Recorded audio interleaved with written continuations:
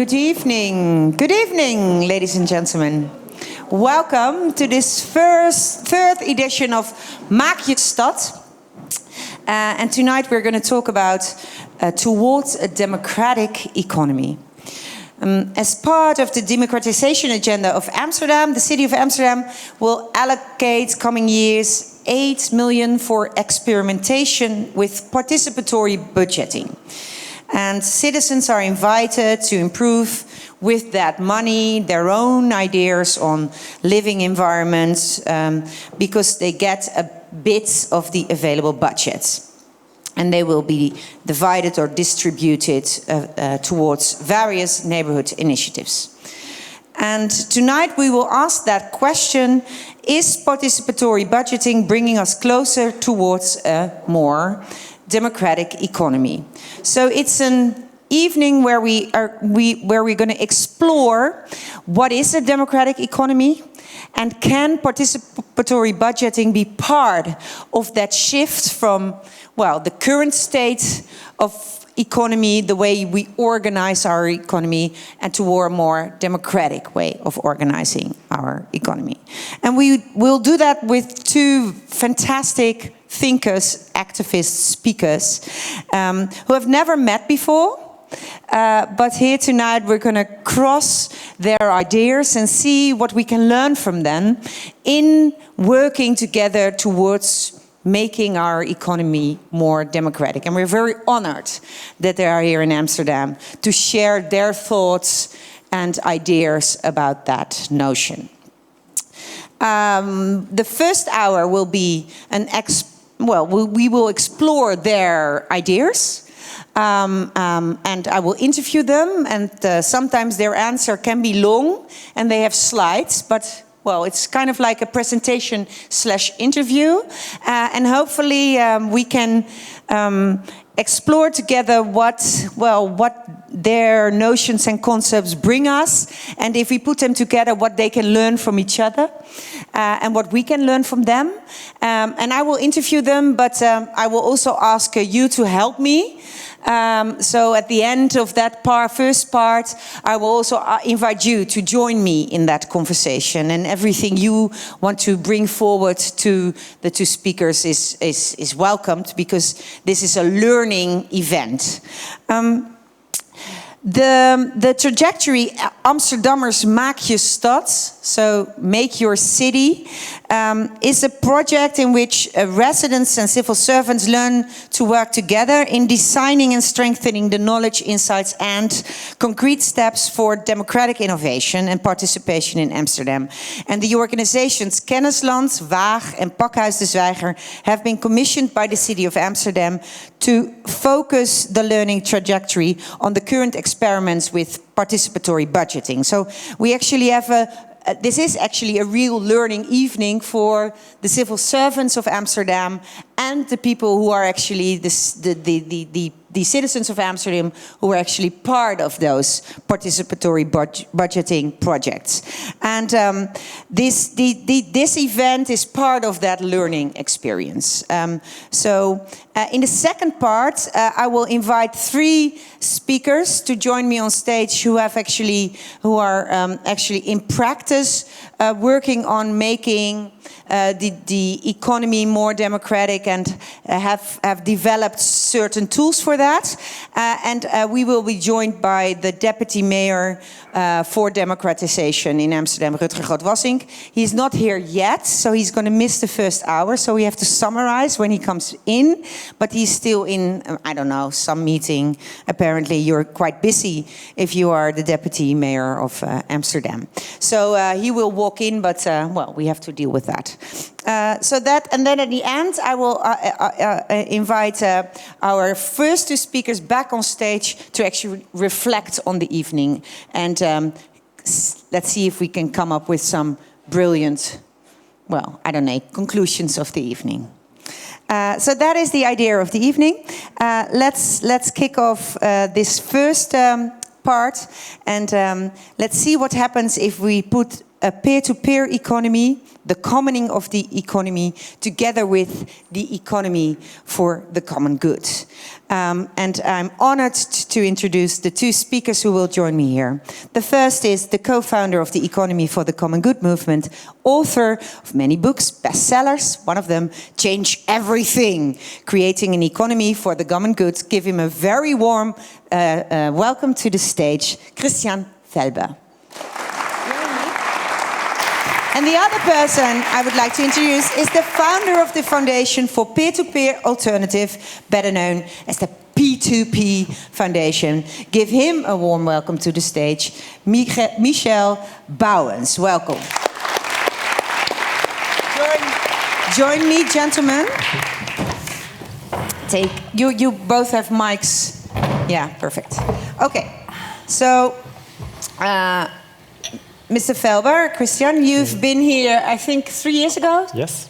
Where we also had an evening on the democratization of the economy, and you introduced your model there. Who was there that evening?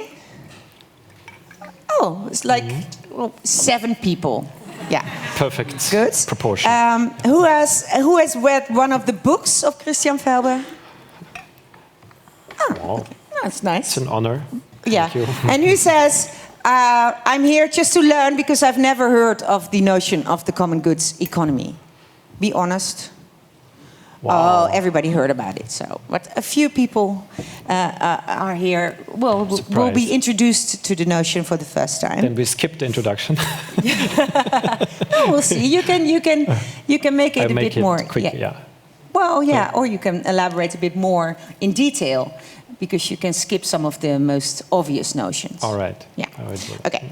And have you ever been in this Pakhuis de Zwijger?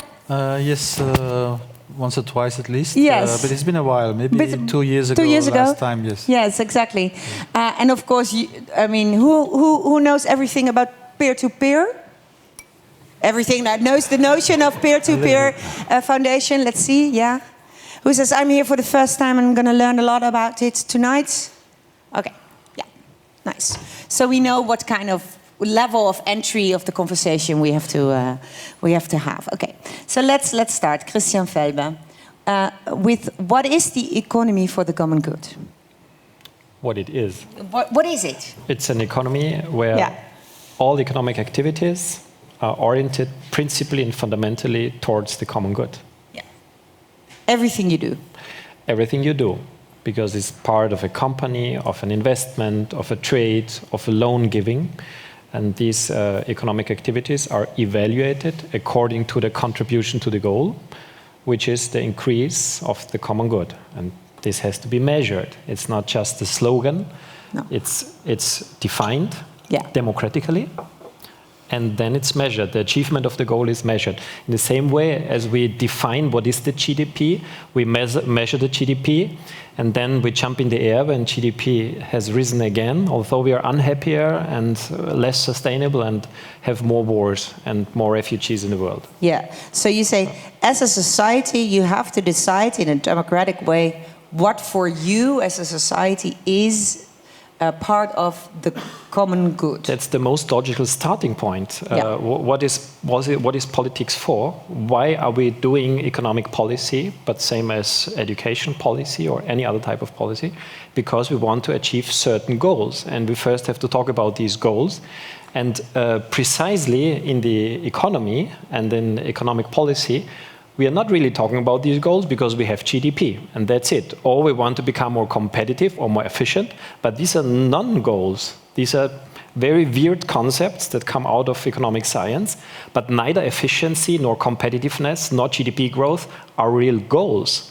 We are totally misled, and we should start a conversation of what are the actual goals of the economy and thus of economic policy. That's our first question, that's the starting point of an intelligent economic policy. Yeah, and why doesn't that happen a lot? I'm afraid that my answer is that we are misled by economic science.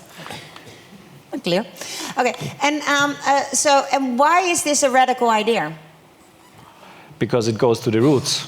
Yeah. Radix is the root in Latin, and it goes to the root of well-being, of happiness, of the common good and not to the surface of economic activities. On the surface of economic activities, we talk about money and capital and property and companies and trade and loans and banks.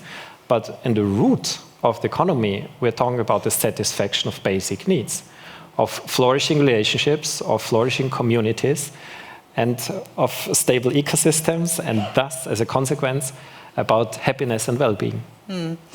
And what if we would radically follow your notion that we are misled by economic theorists, and we should start the conversation on common good, and then make the goals and measure the outcome.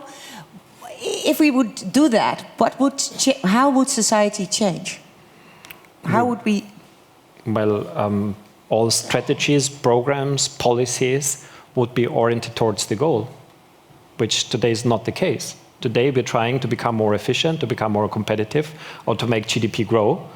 But these categories or criteria don't tell us anything reliable on our fundamental values, on our basic needs, and on the society's goals and their achievement. And I had prepared some slides, but I guess we're doing without the slides. No, you can. Charlie, can you put on the slides? I'm wondering if I should use them. Maybe it's useful to, because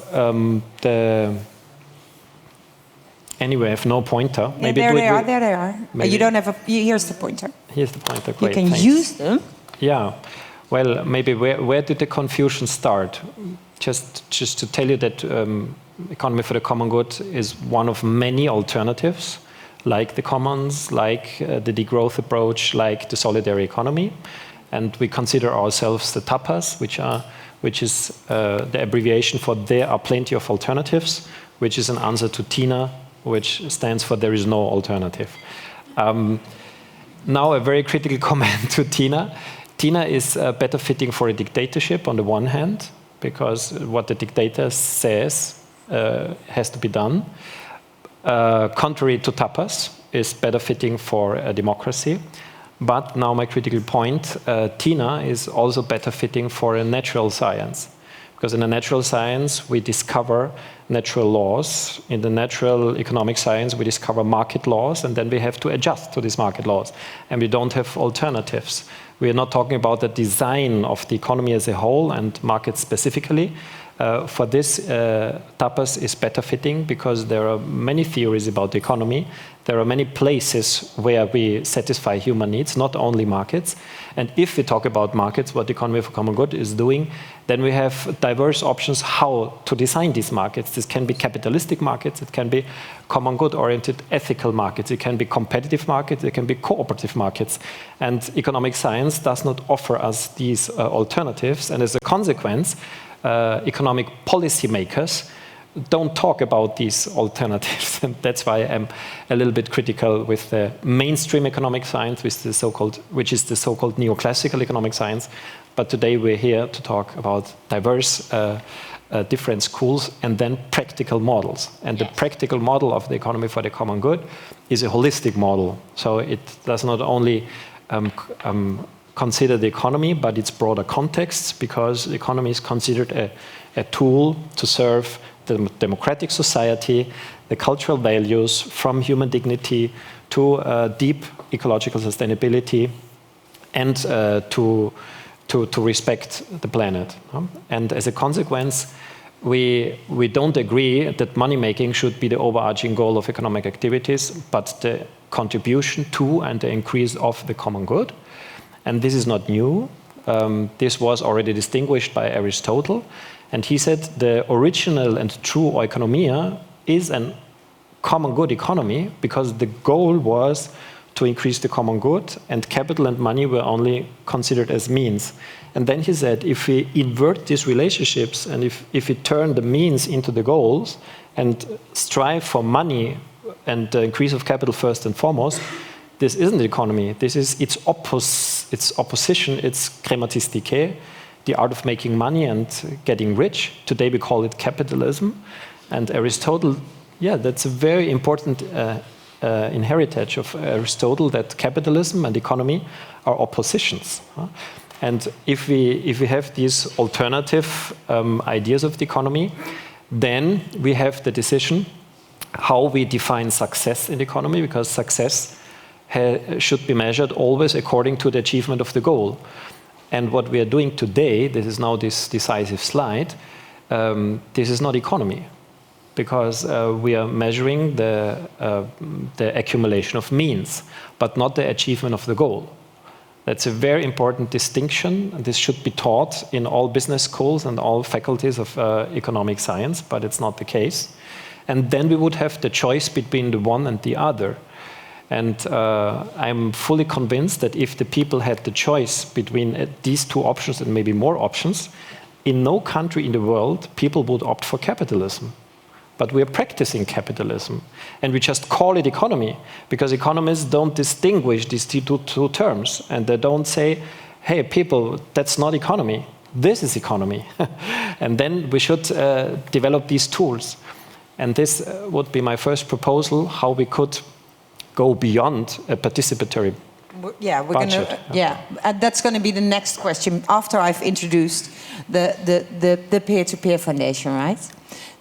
So if you have to introduce the peer-to-peer foundation to all these people in the room, what is your theory of change, or what is the difference between the current situation and a peer-to-peer society? So I actually should maybe introduce two notions, the commons and peer-to-peer. Yeah. So the commons is basically a human institution like the market and the state. But it has the advantage that it's the only institution historically which has been able to preserve natural resources over the long term. Neither the market nor the state have been historically able to do that. So you need the commons, which is another word for mutualization, to bring down the footprint of human activity on the planet, which is very necessary.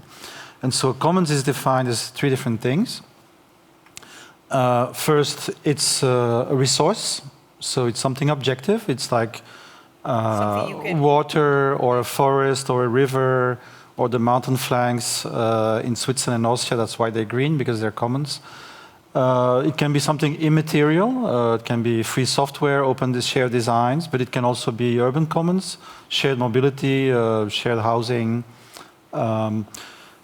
So the second point is commons is an activity. So it's not, some people would say, well, something should naturally be commons, but actually everything can be a commons. It's a choice.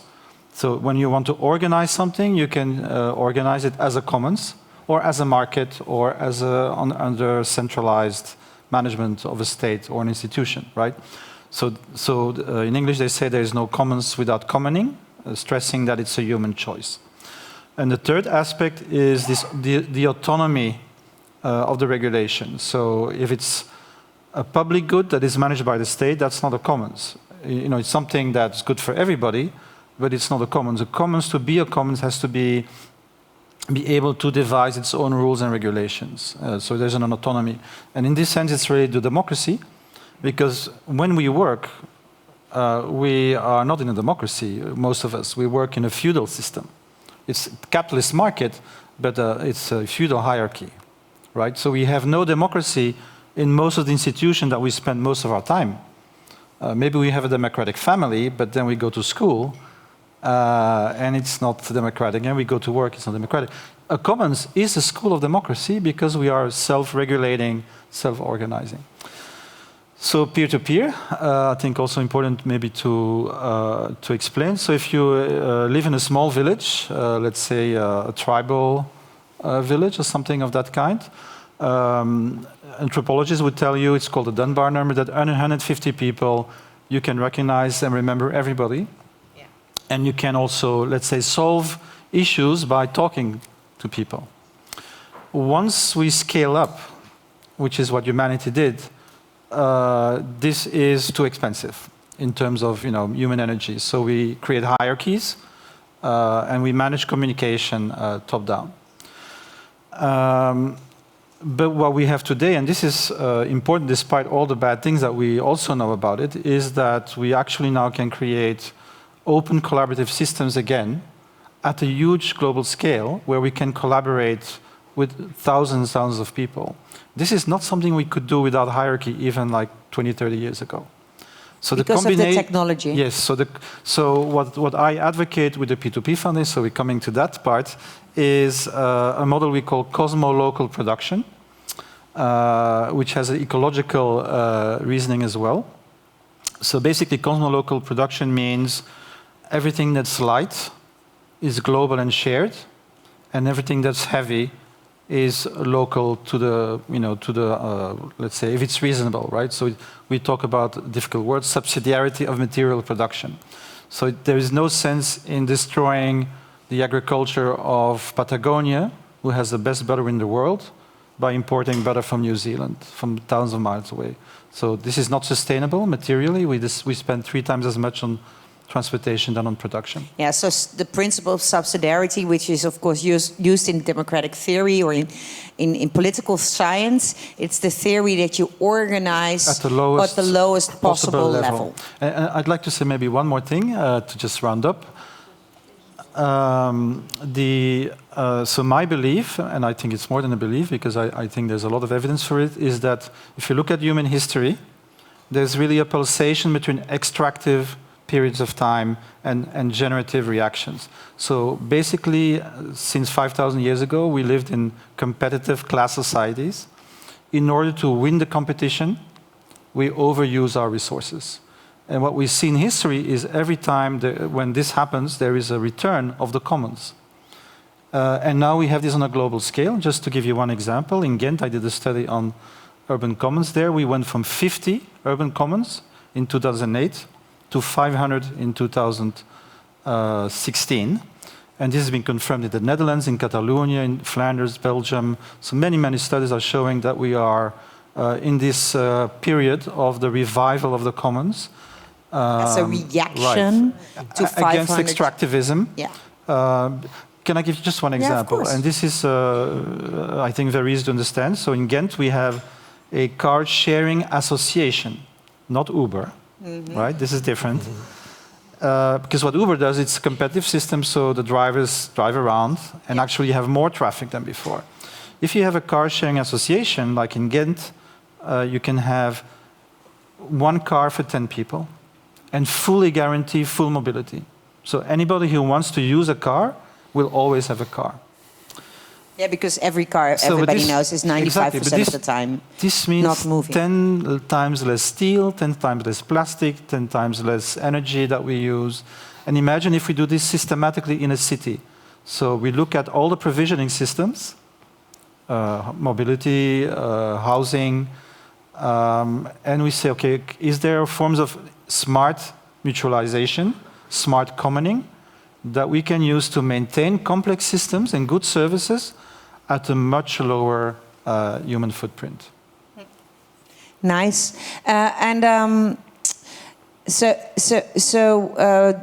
This idea of commoning, so as a reaction to the the capitalist 500 year of capitalism, I guess.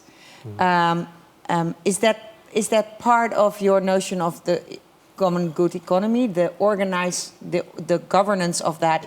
Could that be commons, or can it also be different? What is the relationship between these two theories? There are several relationships. One is a direct dynamic relationship. You talked about the revival of the commons for the survival of mankind in crisis. The sharper and the deeper the crisis get, the more we are in need of commons, of different types to practice the economy. A very similar development is of complementary currencies. Yeah. We had in the Great Depression, we had tens of thousands of complementary currencies. And then when the usual state of the art got back after the World War II, all of them collapsed. And now they're rising again as part of this phenomenon of deep and systemic crisis of capitalism. It's a spontaneous and dynamic relationship. But if you're talking about conscious design of the economy, how can we put commons into place? How can we put markets into place? A first approach is that holistic economy, that it's at the service of democratic societies and the planet, should contain markets, but not capitalistic markets, but ethical and cooperative and common good-oriented markets. It should contain a higher number of commons that are legally protected, because today the only type of property that is legally protected strongly is private property. The only type of property that figures in a trade agreement, for instance, CETA, is private property. But all other types, no matter if commons or public goods or other types, just don't figure. And a third, Economy for the Common Good, also proposes that there should be ethical markets, but markets should have a smaller role than today in order to spend, let's say, 20 hours per week in markets and 20 hours then we have for commoning, for public goods, for democratic engagement, for care work, relationships, leisure, personal, spiritual development, all of these. And the third strong connection that I see are the values. Michael already said that commons are based on democracy, on solidarity, on sustainability, and on common good orientation, to summarize these values.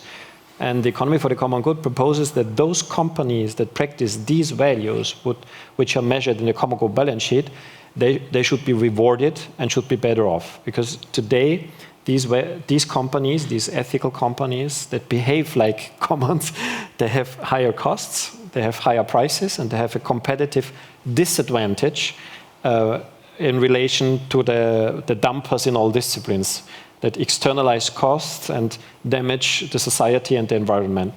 And the Economy for the Common Good would invert this relationship in order that the most responsible, sustainable, ethical, and future-fit products and services are more available to the citizens and consumers than the dumping product. So this would be an ethical similarity. Yeah, and how does then the theory or the idea of the common good evolve or change, or have you reflected on it in commoning the economy?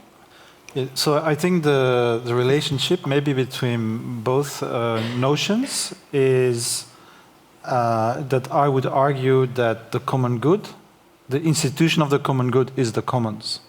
So you'd have. Yeah, so you wouldn't prefer private companies which can have a common good. Well, for 5,000 years we have hybrid societies and civilizations, and so we had commons, we had states, and we had markets. Yes. We had the gift economy, so those four. But we always had one dominant actor, and the dominant actor in the pre-capitalist societies was not the state as today, but was kind of the armed groups, that the monarchies, and we moved to the market states, where it's capital that is really the driving force. So what I'm calling, private sector. So what I'm calling for is not a communist society, no, with two O's, but it's a common-centric society. Yeah. And so what I see is that the common good accounting would be one of the means to orient society towards the commons. Yeah. And so there is this notion that I think is, and I was going to talk about it later, but maybe I mention it now, is that we have to ask ourselves, what is value? Yeah. And so what Christian is saying, well, what is value is what we all think is the common good, right? But under capitalism, we think there's only one kind of value, which is extractive value. And what that means is that everybody is doing generative work. Depends on taxation, redistribution, philanthropy. It's always derivative. But yeah. if you so a farmer who improves his soil is poor, and a farmer who destroys his soil gets subsidies and will do better, right? In financial terms. In financial terms, Mm-hmm. yes.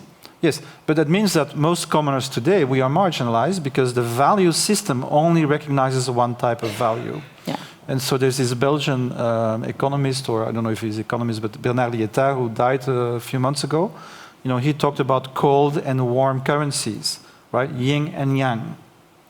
And he said that most pre-capitalist civilizations had two currencies that work together. So what we see today in the communities that I follow, they're called peer production communities, is that they're reinventing this. It's called contributory accounting. And it's a way to recognize non-market contributions. Because So in any community that wants to do something together, there will be people who can get rewarded by the market, but maybe just a few. But there's all these people create a collective value, and today there's no mechanism, right? So we invented recently something called contributive accounting. And so the basic idea is these communities create a membrane between the market and the commons, and then they redistribute internally according to different criteria. Yeah, so you get circular currencies, or yes. So I call this value sovereignty. Yes. So the capacity to determine yourself as a community what is value for you. Yeah. So now we have two kinds of accounting on the table. I don't know if it's two kinds of accounting or if there's different aspects of a holistic accounting. Of course. Because pragmatistic economists just look at the financial capital, and others look at the ecological capital or ecological value, the social value, the human value, the cultural value. Yeah. And everything is valuable. And actually, if you look at them more precisely, the only one that is not a true value is the financial capital, because we're talking about means here, whereas ecological value is a true value, it's an end in and of itself. Yeah, so it would be nice for that financial capitalist value to use a different word for that, right? That would be very nice, but actually policy or the lawmakers are going the inverted direction, because everything is perverted. We have already the duty to do the financial balance sheet, and in the speech of the lawmakers, it's the duty to disclose, to publish financial information. Yeah. And now come also human rights and social cohesion and climate protection and everything else, and they call it non-financial information instead of calling them true values. And means the others. No? Yes. But we started from the wrong side, so we're now naming everything wrong. Yeah, yeah, that's complex. Yeah, but so it would be wise if we would change the word. So if we, as people who want to have a democratization of the economy, if we would invent new words for misused words of like value in the financial sector, which is never value. And it's financial benefits. Yeah, for instance, I don't know. It's availability of resources. Exactly. We're looking at resources. Yeah. But where we could meet is that if commons promise to be more effective in the meaning of satisfying human needs more effectively than markets or companies, then we could easily measure it with the common good product. Yeah. Because the common good product measures the achievement of the goal. Exactly. And if people are healthier, happier, and more related to each other in a common-centered society, then this could be measured. Yeah. And then we would have the scientific proof that commons work better. It's more exactly. Yeah. So we had a conversation in dinner before we came here, and so we were talking basically about the ecosystem for the markets can be a commons. Yes. Right? So I work for one. It's called SMART, Société Mutuelle des Artistes. It's a solidarity system for freelance creative workers. Yeah. And so we have a mutual guarantee fund. It's a co-op. So we're between the demand and the supply of labor, which is a market.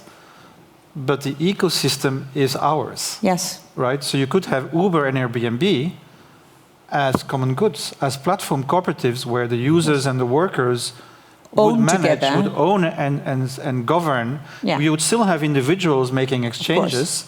That doesn't change. Yeah, and so what Christian is doing for me is doing that on a macro scale, is proposing something that would make the market a post-capitalist market with different goals than profit making. Yeah. And where the profit would just be a means to the end. So it's how you use the profit and the surplus that determines what kind of society you live in. Exactly.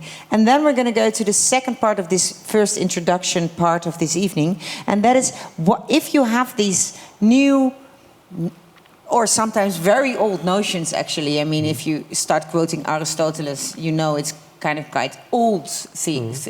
You know, it's part of human civilization, actually, to think about economy in this way. And also the commons, of course, are a very old human institution. Yeah. But if we would ask ourselves this evening in learning more about democratization of the economy and the budgetary, participatory budgeting the city of Amsterdam now is experimenting with.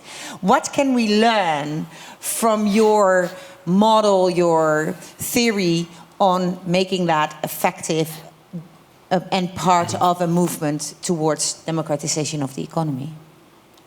Well, I would say that participatory budgeting is not the end of history and not the end of democracy. I highly appreciate participatory budgeting. I got to know it in Brazil, in Porto Alegre, and they have some great achievements. But if we talk about democratizing the economy, maybe it's the first % of the journey. And maybe a participatory budget democratizes the city of Amsterdam to a certain degree, which is totally positive, nothing against. But the way is much longer, and maybe in some steps. A first step could be that the participatory budget is 0.2 or 3%. Yeah, the city of Amsterdam has a budget of about 3 billion, 3 miljard.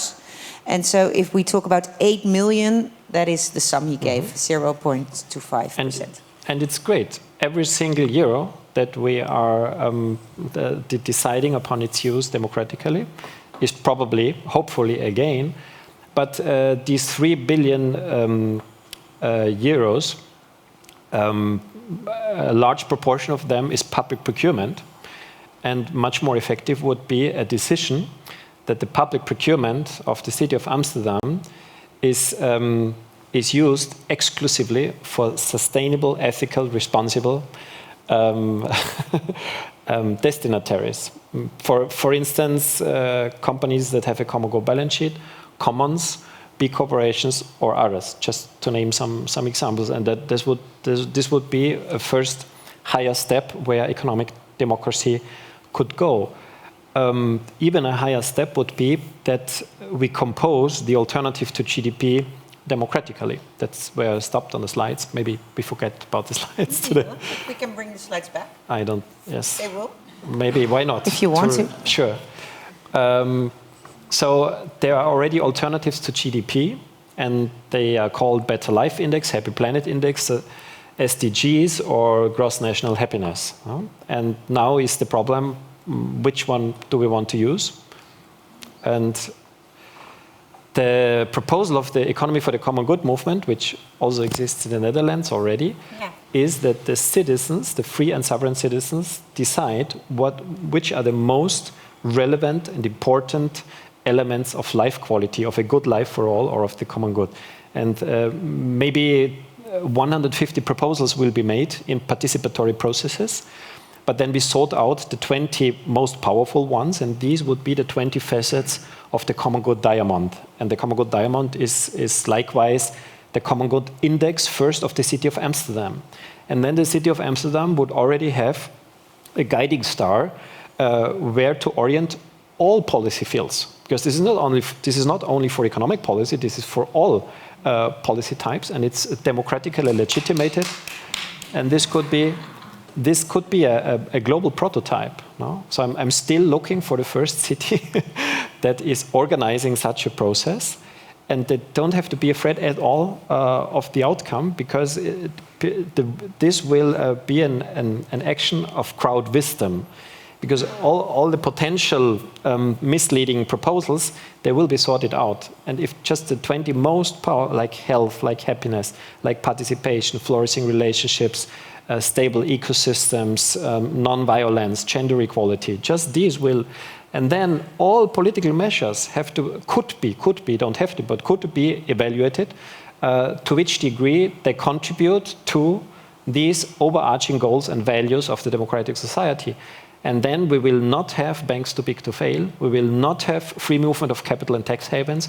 We will not have patents on living organisms. We will not have unlimited inequality. And of course, we will not measure company success with the financial balance sheet only.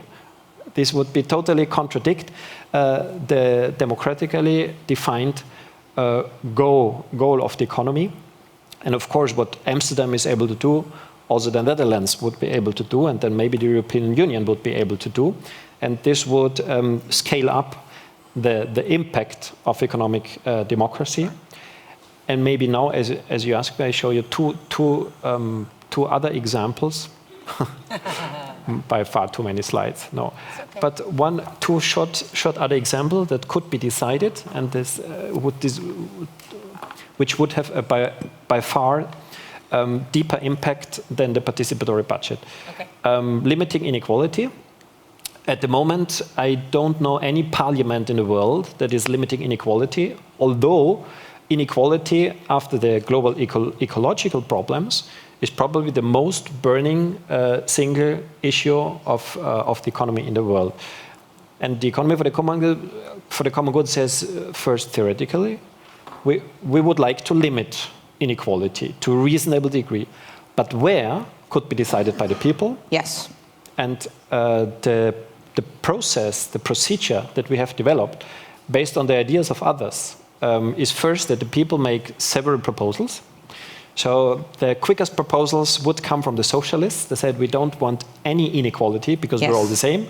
And then the capitalists would argue there should be no limitation of inequality because it would eliminate freedom. Mm-hmm. But then there would be some shy other proposals.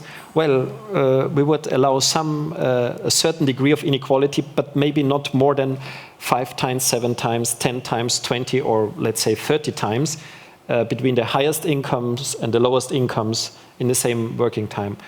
And then in so far 500 votings. Yeah, you have done it, right? Many times 500 now. times, and the winner is almost always factor 10. Yeah. So we have a perfect value. Exactly. You because that was last time you elaborated and you actually did it with the room. Yeah. And the room somehow always comes up with, if we talk about it a bit longer and we vote again and we vote again and we vote, or we have a discussion about it, it's 1 to 10. And compare that with the current state of the art. No? Exactly. So this would make a difference, not only in terms of income, but also in terms of property and the size of corporations. Yeah. So if we would ask Amsterdam people what would be fair, and we would ask a representative group of Amsterdam people, you say, I'm almost sure that if we have a nice deliberative process about it, based on my 500 other inquiries, the answer by the Amsterdam people will be 1 to 10. Approximately. Yeah, or 1 to 7, or 1 to 20. But and if we start with 1 to 100, I'm perfectly fine, because it's so many times better than today. Yeah. And yeah, it's interesting, because that is one of the things you say. So just ask, what would be fair? And then if we would have that as a policy check, and we would say, you can only be in a procurement situation with the government of Amsterdam if you have this income difference within minimum wage to top income, then we would have a revolutionize the economy. We would change a lot. Here comes a sparkle of hope. Yeah. And in this regard, the city of Portland in Oregon, in US, they already charge an extra profit tax on companies in which inequality exceeds 100 times. Yeah. They pay an extra profit. And if it exceeds 250 times, they pay an extra profit tax of 25%. Yeah. This is applied economics for the common good. Yeah, as an example. Yeah, that's nice. I have a last example. Yeah, please. I have always another example, but the last one that I have prepared for today is another choice between two two equally nonsensical extremes, which is opening up borders to 100%, which we call free trade, although it's enforced trade in my terms, or protectionism, which by the meaning of the term is closing borders until fully closed borders. And they are nonsensical because it's not a goal to have ever more trade, and it's not a goal either to have ever less trade. The goal should be to achieve our goals that we already have, from human rights to climate stability to cultural diversity and others. And trade is just a means. If it helps us to achieve these goals, then we welcome it and we promote and enhance it. And if it puts at risk the achievement of our goals, we limit it and restrict it, no problem at all. And now we go back to the ground, because my question was, what can we learn in this first step in the democratization of the economy if we look at it with that lens, if we look at participatory budgeting? And you said, okay, you can take bigger steps, right? And you gave some examples. You could. But with this example, you actually say, so ask them what kind of common good do you want to achieve? And do these projects actually contribute to reaching these common You could goals? decide with this 0.2 or 3% to organize such a democratic assembly on issues that do not lie in the political competence of Amsterdam. Of course, you could decide the two to have low-hanging fruits, but I would include one or two higher-hanging fruits. Because if you voted upon all different alternatives for the global trade regime, for the financial and monetary system, or for the economic order, then first it would become visible that there are alternatives. It would become obvious that people would vote for alternatives, because watch at this result from Vienna University of Economics and Business. I thought that free trade would be the winner by far. I was mistaken. The winner was ethical trade, although they just learned it in a 2 hours discussion. That's the link. So that we could start to play these democratic assemblies. What if we could decide on the most relevant issues of economic policy, trade order, financial order, economic order, and then giving examples where that was the missing point. There are alternatives. We have a reasonable procedure to decide upon them.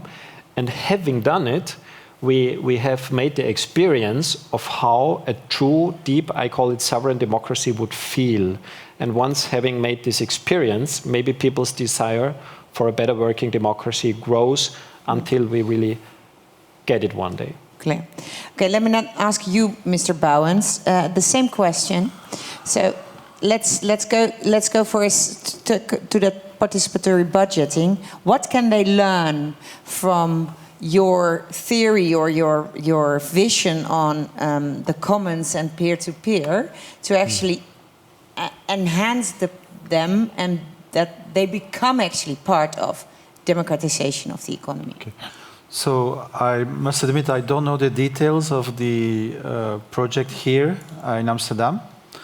But as I remember, the first one in Porto Alegre was, first of all, it was a huge part of the city budget.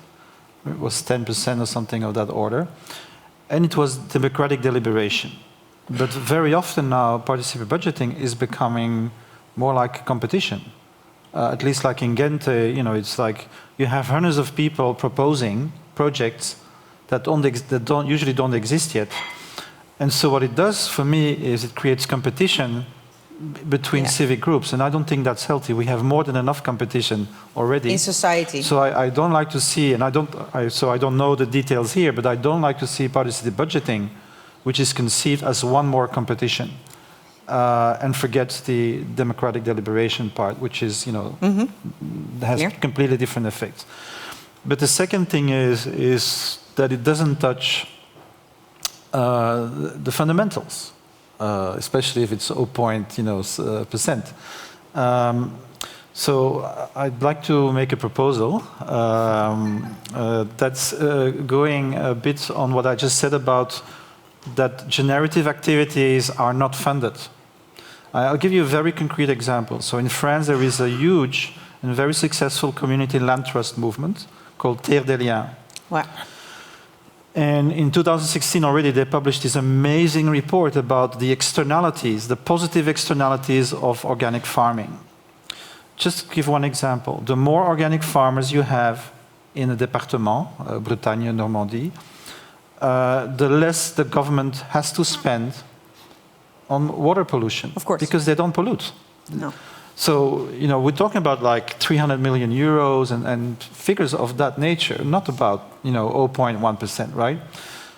And so what's missing today in our society is a mechanism to do this, is a mechanism that says, if you produce generative outcomes, that's the kind of wealth we want, right? You're improving the soil every year, That's what counts. That's wealth. And so I think with the technology we have today, and I don't think we need technology, but I think it will help to make it easy.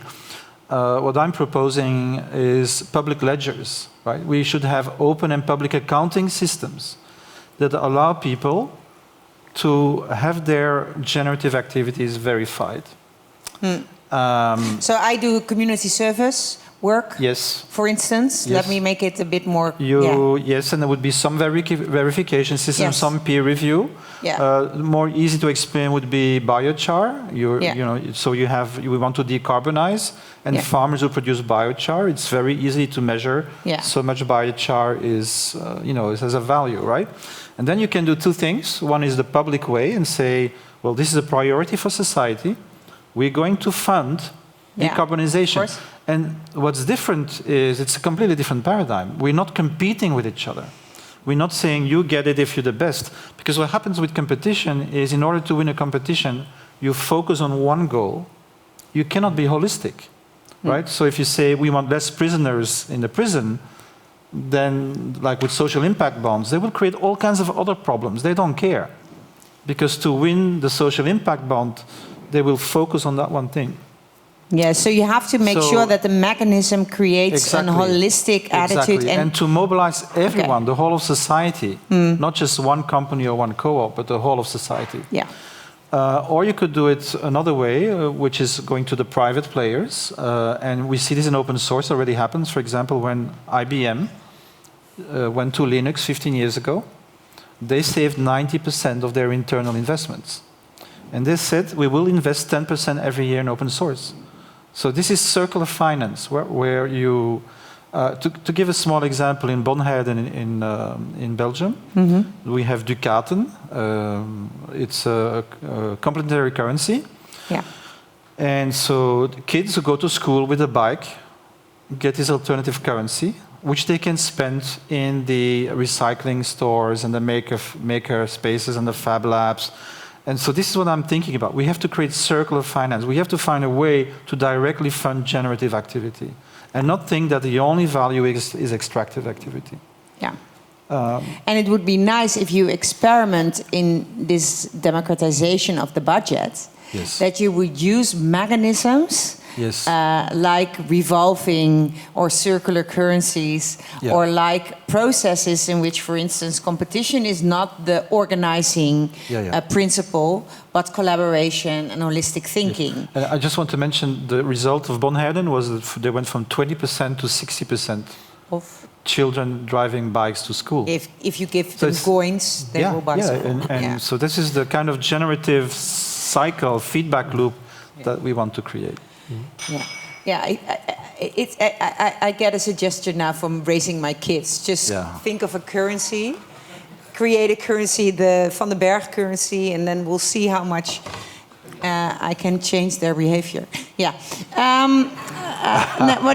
But of course, it's a very fundamental. It's a very fundamental notion. You say so. Make sure that in the organization of these stepping stones towards the democratization, you are aware of the consequences of the mechanisms you choose. Yes. Because they can have effects which you actually do not want, and they can be not holistic. Yes. And that is a problematic way, and you should make sure it's a really, truly creating, how do you say that, a true democratic experience as well, and being part of. It feels better if you actually can have a discussion first on what is the common good in this. A very basic example: if you organize the economy with competition, which is actually counterpetition, you will harvest anxiety and mistrust. Yeah. If you organize this according to the principle of cooperation, you will harvest a higher motivation and flourishing relationships compared to and a higher degree of trust in the society. And this is a very striking example, which is scientifically proven. But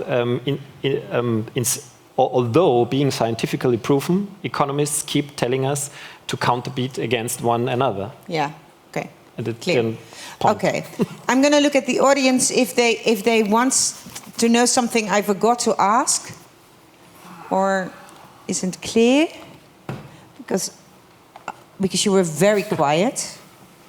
Thank you so much. Very concentrated listeners. Thank you. Thank you then for now. Give them. They will be back at the end to give the conclusion. Okay. Because I had to wait until 9, but I already saw him. Yeah, I saw you. And I also thought it was interesting that you could be listening a little bit on to these speakers to prepare yourself for this part of the conversation. And you are now thinking, who is she talking to? But I was talking, of course, to the Deputy Mayor for Social Affairs, Diversity and Democratization. And he's here. Give him a warm welcome, Rutger Grootwassink.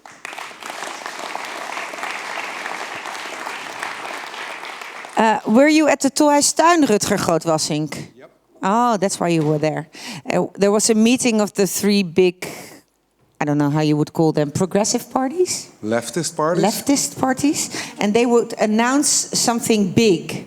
What have they announced? They announced, I'm not quite sure, a certain form of cooperation. Oh, a certain form of cooperation between SP, the Socialist Party, Green Left, GroenLinks, and the Labour Party, PvdA. Okay, that is news. Thank you so much for that update.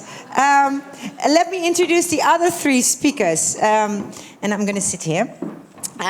Because now we're going to talk about, of course, this was the first round, and now we're going to discuss with Rutger and these 3 speakers how we can have how can we implement this and use part of the instruments Rutger's democratization, for instance, that participatory budgeting can enhance the shift towards a democratic economy. Interesting, huh? Let me introduce the 3 speakers. She's the director and board member of the United Economy, Heidi Leenaerts. Please join me on stage. The second person is the chairwoman at the Economy for the Common Good in the Netherlands, Estefania Matesant. And the third is advisor at Stipo, co-initiator of the Stadmakersfonds, City Makers Fund, Charlotte Schans. Ladies and gentlemen, welcome. Okay, first to you, Rutger. You were, I saw you standing already about 10 minutes, something like that. So what is the ambition? Because the 2 speakers in the first round said we need clear goals, huh? What is the ambition of the city of Amsterdam if we talk about the transition toward a democratic economy or the democratization of the economy? Well, I have to say I was a bit confused that you were saying that participatory budgeting would be an instrument to to make the economy more democratic, because I'm not quite sure if it works that way. Yeah. I think that participatory budgeting is an instrument to create a democratic attitude and to form a democratic praxis. And I think that, for example, some of the goals that we have when it comes to commoning fit much better. Fit much better, because what I think that the goal of in the things that I try to do on the program of democratization is to create new realities and to create experiments and to create, in a sense,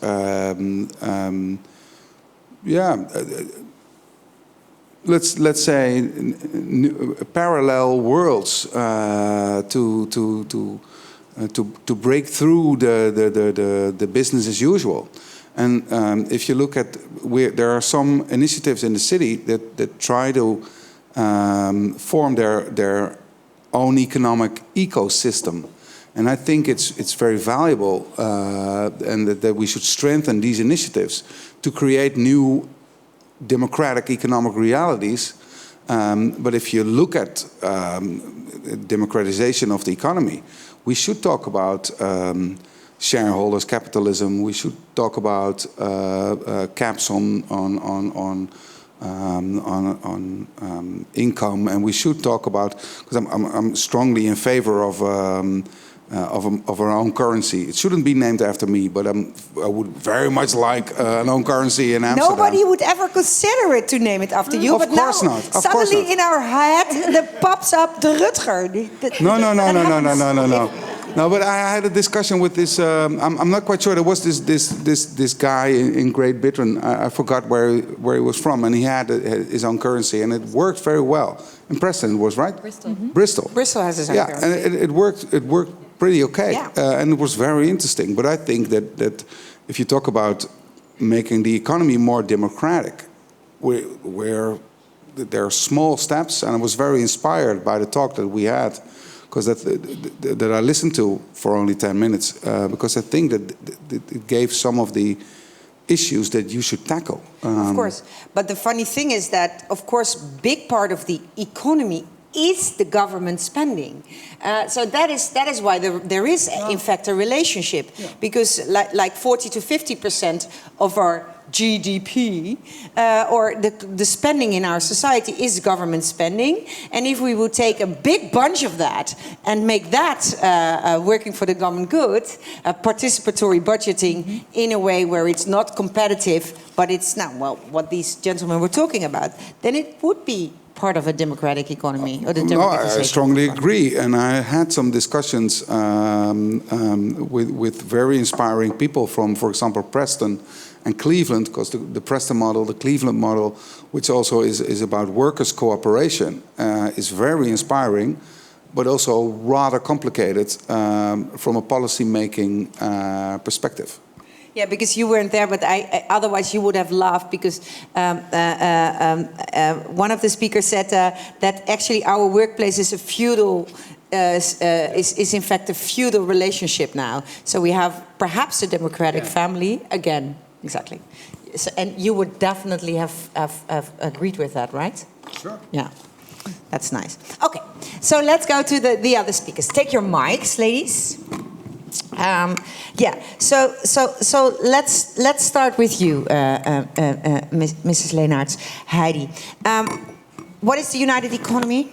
For those who don't know. It's a corporation. Yeah, for Mike. It's a corporation. Now we have almost 100 companies joining. It's from the Netherlands, and some of them are well-known companies like Green Choice, the energy supplier of green energy. We have EOSTA, we have Odin, that's the biological supermarkets, and a lot of smaller businesses. Yeah. And what we do is we trade with complementary currency, circular money. Yeah, that's what we do. Yeah. To make the sustainable economy stronger that way. Yeah, because you can then respend it within a sustainable ecosystem. Exactly. And it doesn't go into the exploitative, extractive economy. Exactly. Yeah. Thank you. Yeah, Charlotte Schans. You are one of the initiators of a Stadmakersfonds. What's that? The City Makers Fund. Yeah, exactly. So in Netherlands, in Dutch, Stadmakersfonds, in English, City Maker Fund. It is, as far as we know, the first revolving fund for civic initiatives in the Netherlands, operating now on the scale of the province of Utrecht, looking to expand nationally.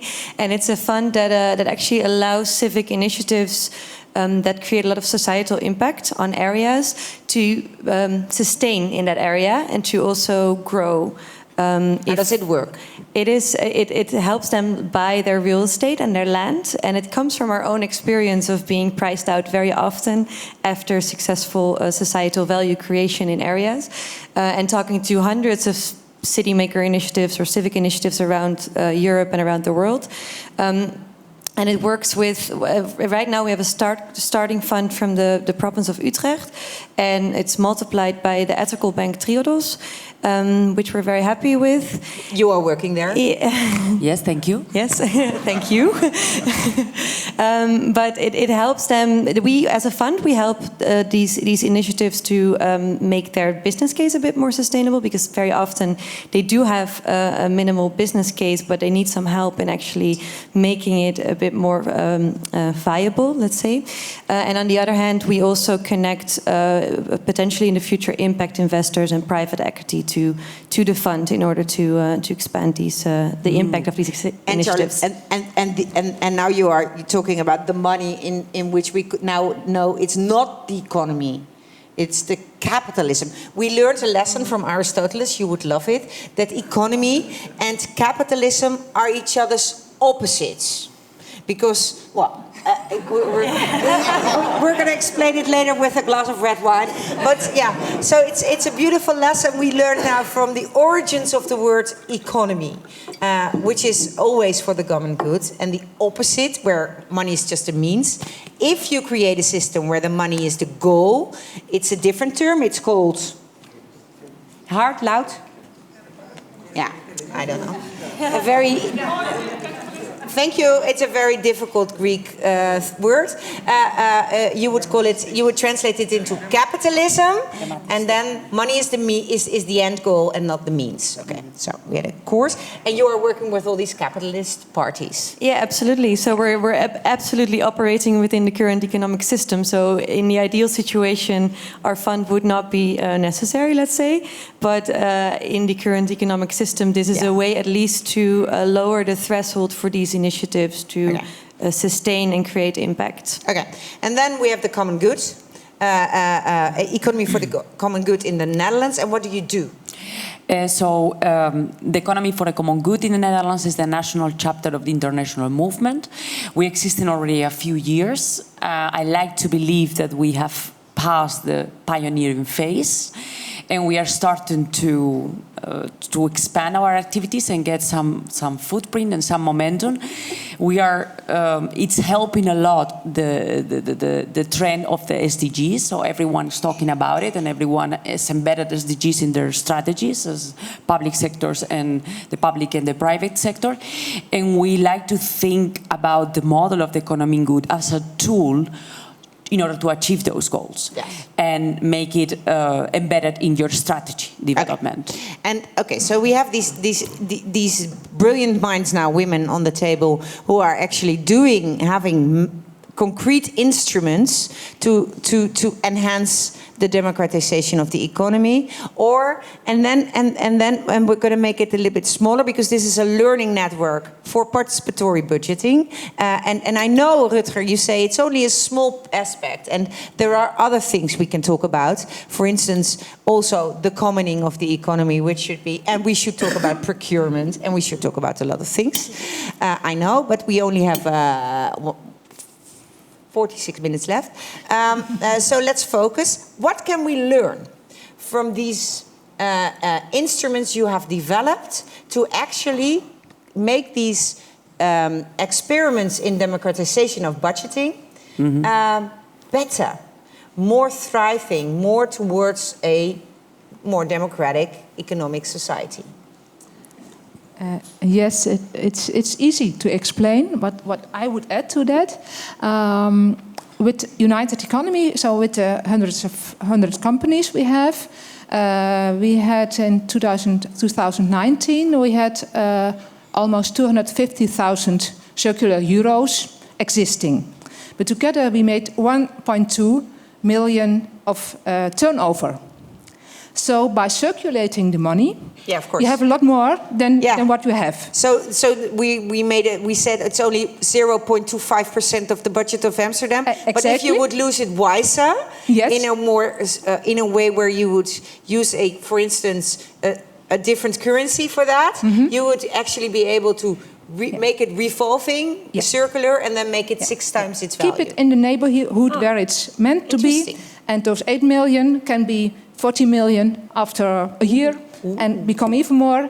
And that's financial, which is not a value, we heard.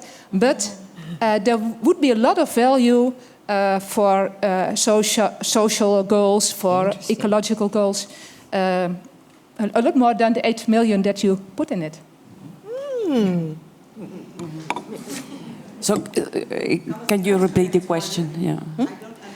Okay. Yeah. You have to explain how it works. Okay. So Okay.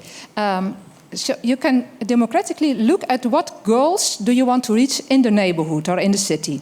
And maybe you want more zonnepanelen, what's the word for it? Solar panels. Solar panels, and you want more employment for all levels of citizens, and you want more buildings where citizens can get together and have coffee and meet each other, and you want a lot of goals.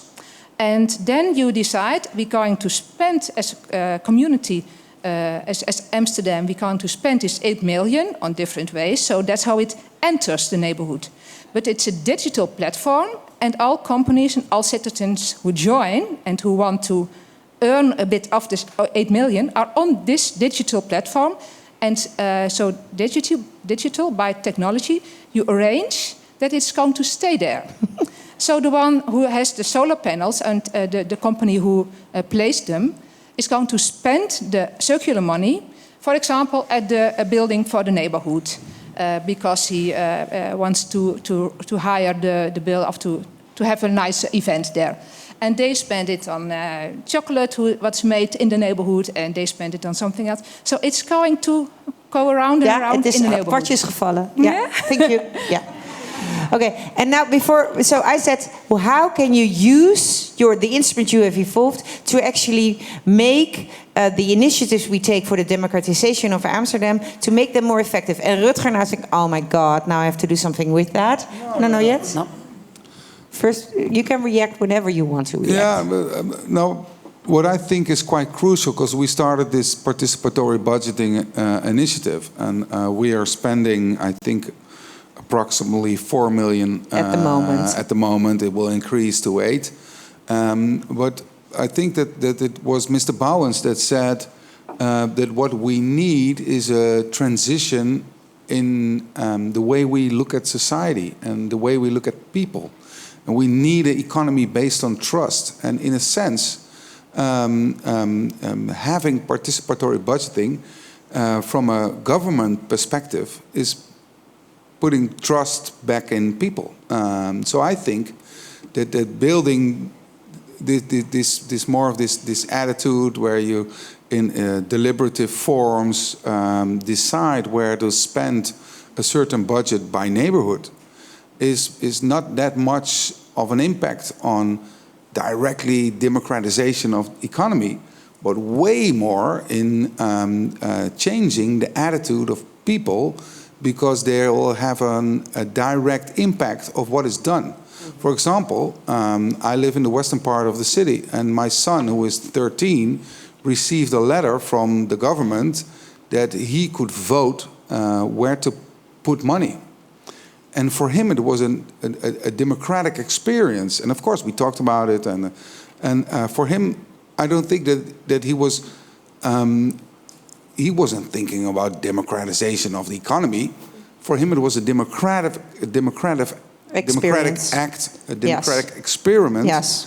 And he felt trust in making in being involved in decision making of where the money of the collective would be spent on, which is, I think, also very, very crucial. Yeah, but the funny thing is that if you would decide where that euro is spent, and you would spend it in an ecosystem which stays in that part of the, for instance, in that neighborhood, then you could make it into an instrument with it which has a double or triple effect. That is what we are. That's why this is an inspiration evening to make it more effective. Sure. No, I would be very interested in that. If you look at, I told about the Cleveland and the Preston model, which are very much about having investments of governments and keeping in the return on investment not going out of certain neighborhoods, but reinvesting them in neighborhoods. But I think I have to be honest, we still have to experience how to do that. But I would be very interested in doing that, because we see a lot of neighborhoods which could use a lot of these initiatives and a lot of these experiments. Have you? Yeah, so basically with the economy for a common good, I don't know if it's so directly involved within that topic, but you're mentioning, but what we try to achieve is that changing the paradigm. So from what can the country do for me, but what can I as a company, as an economic agent do for my country? So basically you are not more an entity that are isolated from the rest, but you really, what is my role in society? And how can I participate in that society with my products and services? And that's what that tool helps you with. So basically it is democratic already in nature because it allows you as a company, in this case, but it's also applicable for municipalities or for even governments, to really get involved and make your stakeholders participate in your strategy somehow. And it could sound invasive to a certain level, but on the long run, if you create that real value in your society, if you increase with your goods and services the economic pie, and you help to redistribute that pie more evenly within society as a company, you have a license to exist on the long run. And that is what, in my view, that's what I call democratic economy. Yeah, but if I would be designing questions on who wants to be spent a part of the budget of the government, I would love them to challenge them and ask them which values in society, which values we treasure as Amsterdam city, are you actually contributing to? Yeah. That question is, of course, the essence of also this democratization. What is your project about? Exactly. What are you adding to?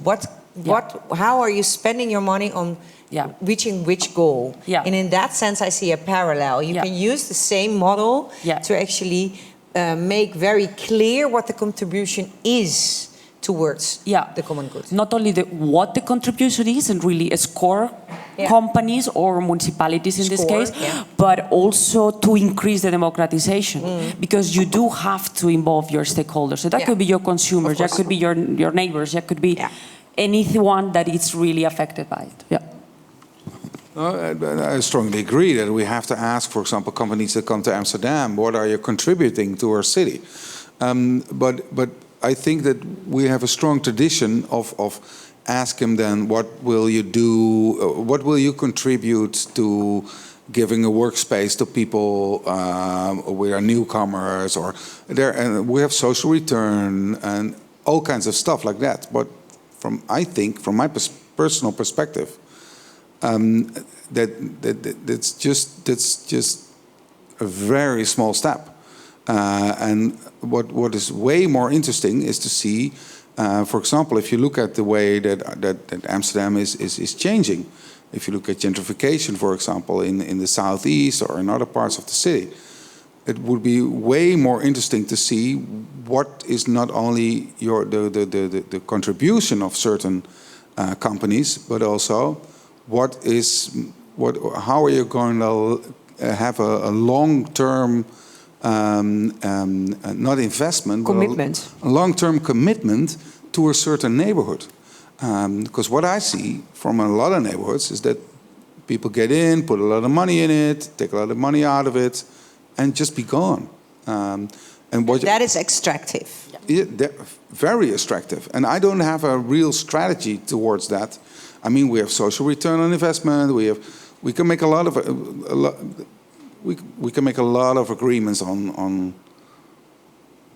and that is small not stuff. Yeah, exactly. And that is what, if you would use the common economy measurement, you would say you cannot be even part of an exploitative strategy, because then you would just not get the procurement. Yeah. You're either regenerative, you're either contributing to the thriving society, or you're out. Exactly. Yeah. Your license to exist disappears. Yeah, exactly. That helps. Somehow. Yeah. 3 strikes out. Bit radical.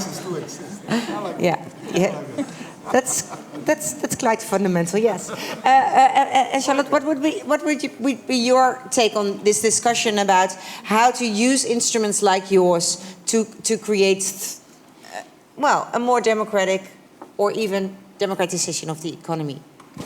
Yeah, again, so to say that I see the City Maker Fund as one part of a large puzzle that we should figure out all together. Because on the other hand, there's also need some of these initiatives that we're talking about, the civic initiatives, they also sometimes take over roles of bigger institutions. So we should talk about societal procurement, for example. But let's go back to what I'm representing today, the City Maker Fund, basically the gentrification discussion. Whenever these initiatives come into neighborhoods, they create a lot of societal value. They do that very often in a very integrated way. So they create a couple of jobs, they add public space to a neighborhood, they make it thriving, they make it creative, and they usually work with the biggest example that we're funding right now, they work with circular materials. So they create a lot of value on different value chains, and they don't have access to funding at the moment that allows them to stay in a neighborhood. So that's what the City Maker Fund is trying to give, that access with also investments by regular What banks. kind of initiatives in Amsterdam have already called you and said, can you help us? Name an example. Well, there is no, we're not operating on the scale of the city of Amsterdam right now. But I could name an example of an initiative that we would probably love to work with, which is the Keuvel, an example that has a temporary 10-year agreement with the city of Amsterdam as an experiment to redevelop a brownfield. It's very similar to the initiative that we are now funding in Utrecht, so that's why I'm mentioning this one. And very often what happens is that the real area development will happen in a couple of years, and these initiatives are really thanked for their beautiful contribution that they did to go away, because now we want to buy something really high. Exactly, yeah, and this is what the City Maker Fund is trying to step into. So in Utrecht, we're actually helping the Hof van Cartesius buy their land in order for them to stay on the brownfield that they've given a lot of value. So what I think these experiments, or what I would love the City of Amsterdam also to learn from these experiments is, I think participatory budgeting, the way it's organized right now, is brilliant for, like Rutger is saying, is brilliant for a change of mentality towards these types of initiatives. And I think also creating a lot of public support within the city to also step in and create value in your neighborhood. But there's also a lot of initiatives that have already been creating value a lot in Amsterdam. Exactly. That they have no mechanisms at the moment, no financial mechanisms in order to stay. And as long as we don't have that circular economy... Say, if you start having all these people active because you have this participatory budgeting, and now hundreds of citizens are actually coming up with new initiatives and creating them, then you immediately create the next problem in 5 to 10 years, because then all these initiatives thrive, and then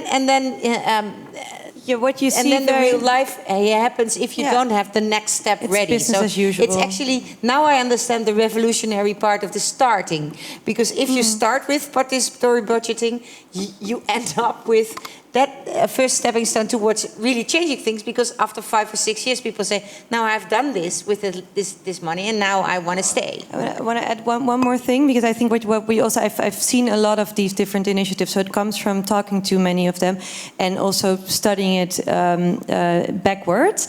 And what you see a lot is that many of these initiatives, they run on voluntary hours, they have a lot of passion, but they run out of steam within 5 to 10 years' time if their business case is also not regenerative for them as individuals. They're tired. They burn out. And that's these two mechanisms is what the City Maker Fund is really trying to step into.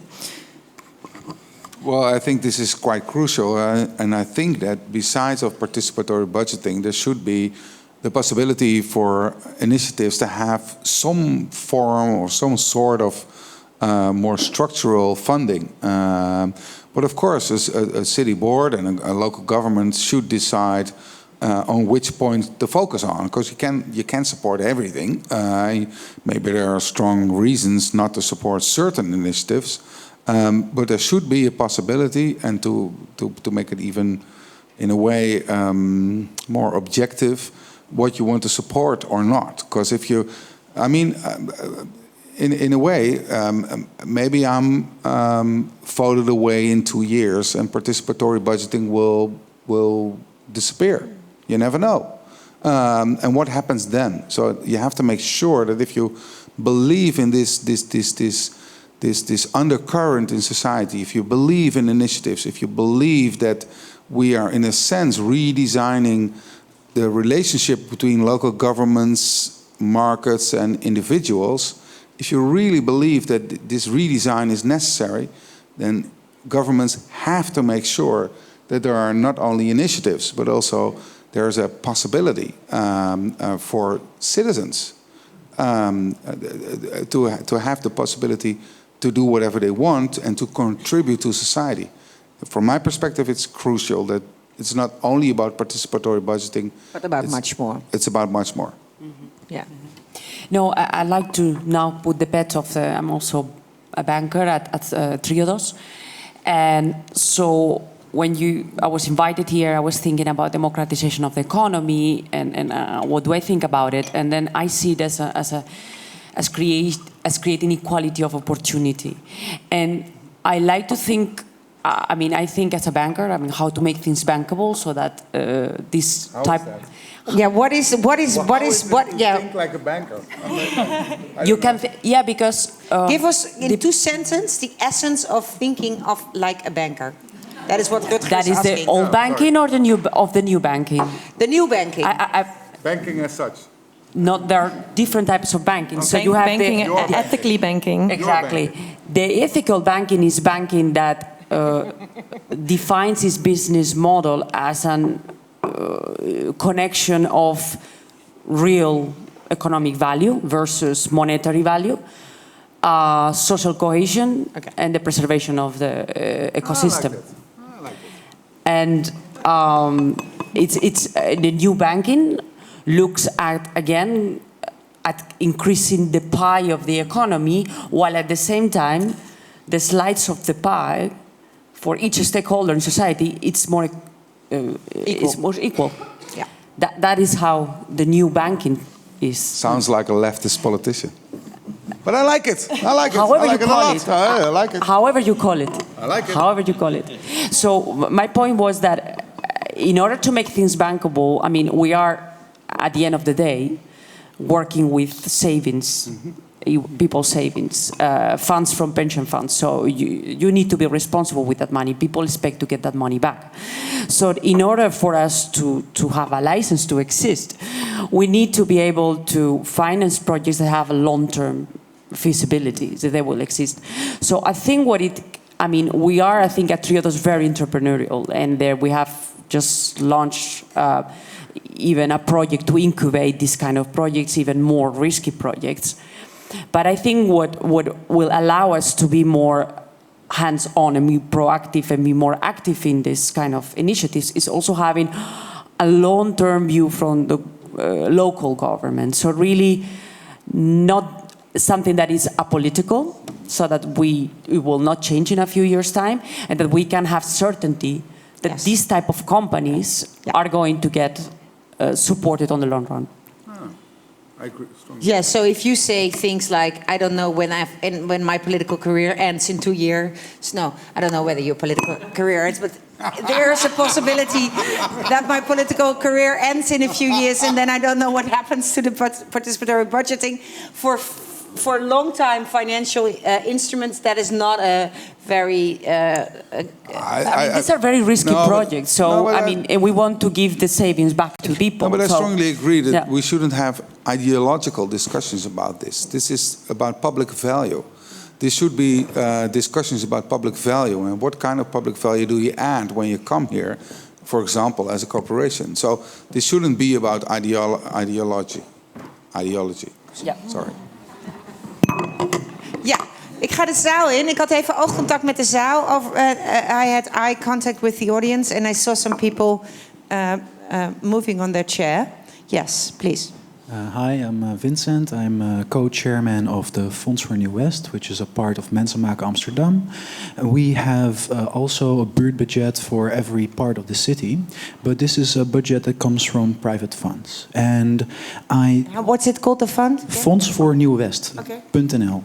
Yeah, I mean, you have to find it and Google it, go ahead. What is going on is that we have like a common budget. And this, How much is the budget? we have an overhead, but the participatory budget is 60,000 euros per year per part of the city. And at the moment, I tried to make this more a commons. So I contacted the Triodos Bank, and I asked them, is it possible to have a commons bank account where we can give a common card or a part of the bank for the 60,000 euros to the people who have been setting their initiative for a certain amount of money, and we give them that bank account amount of money. The response I got was, well, we have restrictions from the European Union and the Dutch banking institution that either you have to have a commercial chamber registration, or you have to have any other private identity card connected to the bank card, which makes it virtually impossible to set up a common bank account. I would like to propose a new legal vehicle in which we can actually have a common bank account. If you call it a stichting, wouldn't you have it then? Yeah, but then that is less accessible for the people who are trying to set up low-scale initiatives, and we want to be as accessible and inclusive as possible. Okay, so if you would want to use the bank account system, you say with a fund like this, we cannot use the current legislation prevents us for organizing this, and we should change it. Okay. Yeah, which keeps us in the old system of accounting when we get an invoice and we pay the invoice, and it takes a lot more administration than common insight is possible. That's interesting. This is interesting for Triodos. So we want a what? Yeah, the what? I'm not quite sure if it gets to your demands, but as municipality, we're trying to experiment on certain technological stuff that might help. Iets met Eiburg, toch dit? Yeah, we have Open Poen, which is an initiative that we as government have a bank account, and people can we just give people access to that bank account, which is completely open and transparent. So we just trust people to work on that. It's actually exactly the answer to this question, right? I'm not quite sure, but maybe we can talk about this later. Open Poen. And it might just help. And from my point of view, I think that technological improvements can help to come by these more policy-making objectives. Yes, beautiful. This is a state power which has this ability. However, citizens do not have the same ability. I would like to empower citizens with the same abilities. We give that to citizens. Yes. Okay, but now we're not going to regulated state-wise and company-wise. Okay. Yeah, it's clear. It's clear. So he's a politician, but he's also very. He says, let's make it practical now. I have a practical solution for you.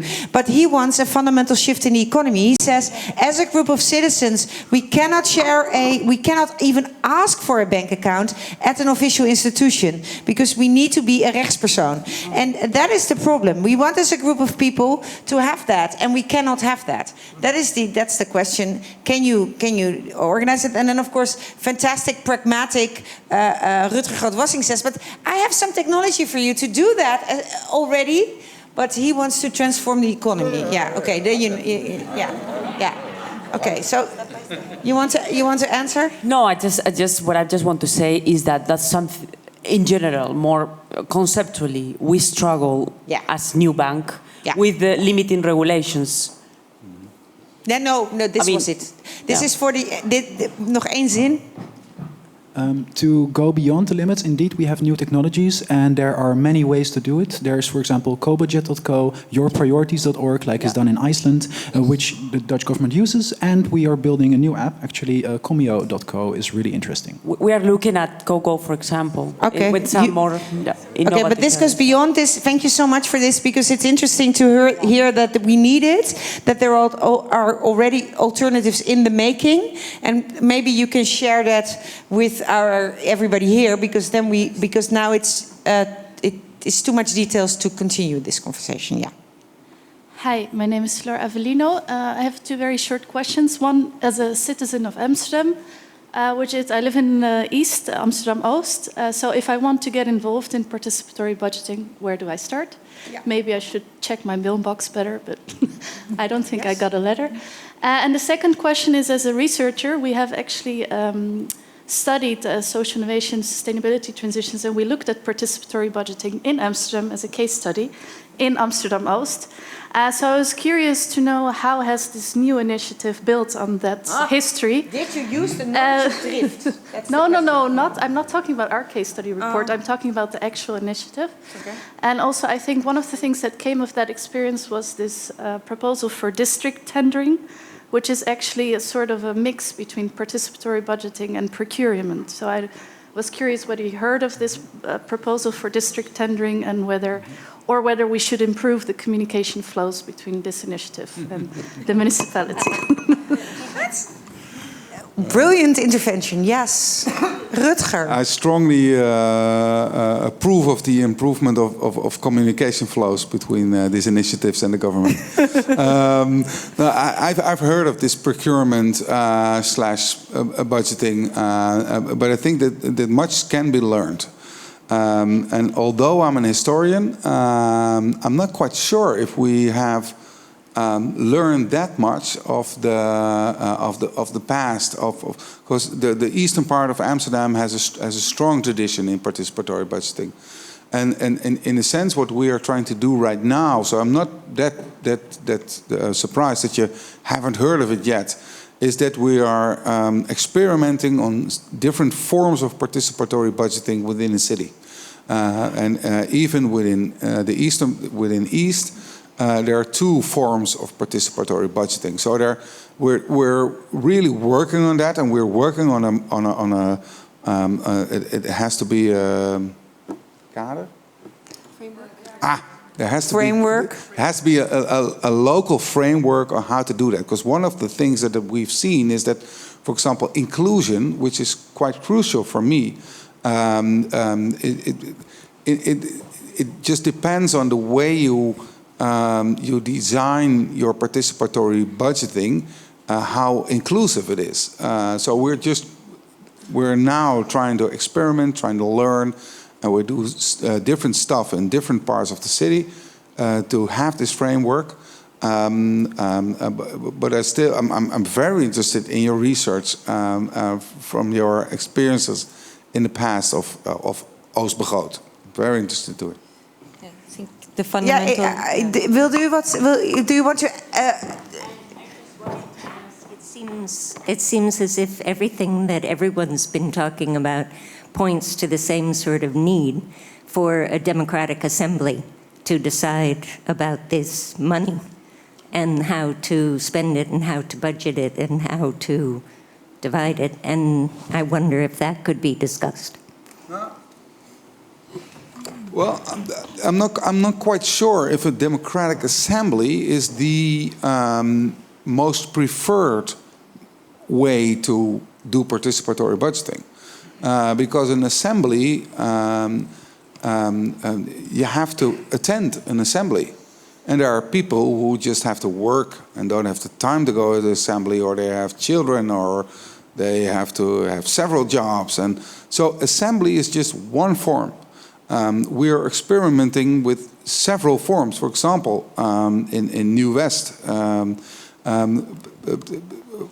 we know that especially older people with a migrant background, that they don't WhatsApp by text but by phone message. And we said, hey, why don't we allow people to vote by spoken message? And I'm not quite sure if a real-time assembly is the most inclusive. It just depends on the people you're trying to reach. And what we are trying to do is that we try to experiment with several forms, with deliberative, online, to make sure that if you want an exclusive decision-making, I'm not quite sure if an assembly is clear. Yeah. Sorry. Why do you point to? Oh, I should. I'm going to end this evening with the two gentlemen, and they have made notes, mental notes, and I will ask them.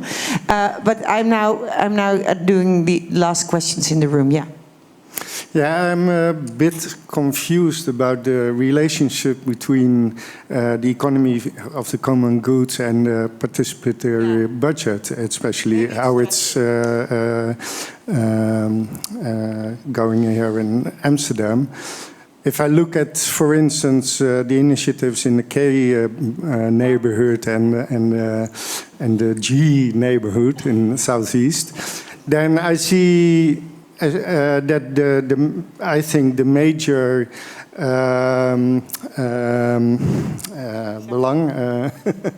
interest of these initiatives are the development of self-organization and also the challenge how you can get to say it in Dutch. Een rechtvaardige beloning of the people that are organizing all this stuff. And I see that they are really struggling with this. And I think it also has to do with the economy, but it has to do with the economy of the voluntary work and how you can change all these, yeah. No, so it's a relevant question. So let's listen. In the K-buurt, and nobody who's international believes that we actually have neighborhoods with only letters. But we have a neighborhood in Southeast, and we call it the K-buurt, the K neighborhoods, and the G neighborhoods, the G-buurt. And you say there is participatory budgeting there, but there is a bigger question there, and that is how are we going to give rewards towards all the volunteers who are working in that, and maybe we can create local economy by giving them jobs in doing what they are doing. And that is the question between the relationship between the two. Rutger, yeah? Okay. And I will be short because you were very strict on me. But if you talk about that, I don't think that's the main question. The main question is also, and we haven't discussed it when I was around here, is we have to discuss about what is capitalism. And how does capitalism work? Ja, laten we het daar een keer over hebben. Yeah, but if you talk about democratization of the economy, it's about how does capitalism work, and is it even to which extent can we make the economy more democratic, or is a shift in economic paradigm necessary? Yeah, that's why you missed the first 15 minutes, because that's what we talked about. It's going back to the regenerative economy. Yeah, it's going back to the regenerative economy that we're looking for, and now we have mechanisms to try and improve, but essentially we're going back to Michel and Christian. Thank you. Yes, thank you for the last. This is the last intervention. Yeah. Okay. Well, my name is Helene Geerveld. Actually, I was going to tie in more with the P2P economy and the capitalism, so maybe that makes a nice bridge, or is this for later? You can do it. Okay. Actually, because when we think about new initiatives or other things, the P2P economy, with all the platforms, you mentioned you're working at Smart, and actually I think if you look at new initiatives, the access and the platform economy is a very new economy where we should grab our chances in a democracy. Because if we don't do that, like Uber, it's so easy for a city or for cities to create your own democratic and connect people who want to start grassroots companies. So I think there is a good opportunity in this sense. Thank you. Thank you for this remark. And also I'm going to now end this panel. And you were the bridge to the end of this evening. So, but for now, give them a big thank you. Because, jullie kunnen dingen, want then I'm going to ask the two first speakers the inspiration give us of this evening and ask them to give some reflections. You want to start? Yeah, I would like to react to the last question. So one of the things I say half jokingly is that we move from a Marxist capitalism to a Proudhonian capitalism. Proudhonian. Yes, Proudhon. And the reason I say this is because, Marx said that profit comes from surplus value from labor, but Proudhon says no, it comes from cooperation. So if you put 100 craftsmen in a company, they will be more productive than if they're working alone. And so what you see today is all these new companies, they are actually enabling commons, but they're exploiting these commons, right? So they create these platforms. And so that goes to what Christian said, is that we should have these platforms as commons. Yes. So people can exchange, they can work together, but the vehicle, the rules should be determined by all the stakeholders in this ecosystem. So Uber, you're allowed to be here, but then the power of your platform has to be in the hands of the drivers and the users. Yes, exactly. That is what you want. And Airbnb, you're welcome in this city, but then the city... Well, actually, I would go a bit further. Oh, sorry. Because they're never going to do that, because they're privately owned. But I mentioned the cosmo-local thing in the beginning, and this is what I want to say. So I went to Tuscany a few years ago, and only in that province they had 13 pieces of software to buy food from organic farmers. So this is insane, because you have these huge capitalist companies that control the whole world, and then you have these nice cooperative people who are spending an enormous amount of energy to do the same thing everywhere. And so here's what I'm saying. One of the ways that we can change capitalism, the reason we cannot change capitalism today is because the nation state operates at a national level, but capital already 30, 40 years is operating at a transnational level. Yes. So if the left comes to power tomorrow, within 100 days, the bank closes and it's chaos. So it sets severe limits of what we can do as a nation state, right? So we have to think transnationally. And I think cities can think transnationally. So if we have Airbnb instead of Airbnb, if we have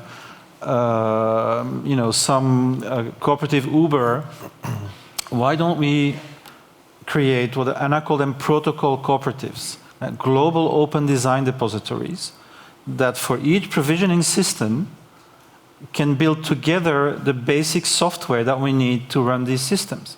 And of course, you can localize them, you can adapt them. All the people here in the CTO office, they're like, yes, let's make... So and I think actually the first time I actually heard they're doing this, I think Barcelona is actually talking to Amsterdam about social housing stuff. Yes. So this is what we should do, but for everything, for shared mobility. Yeah. And if we have a league of cities as a transnational governance, in coalition with the ethical finance and the triodoses of the world, and with some of the big co-ops, we actually have a force that can neutralize a number of these provisioning systems in the way that we wanted to preserve the environment and more social inclusion.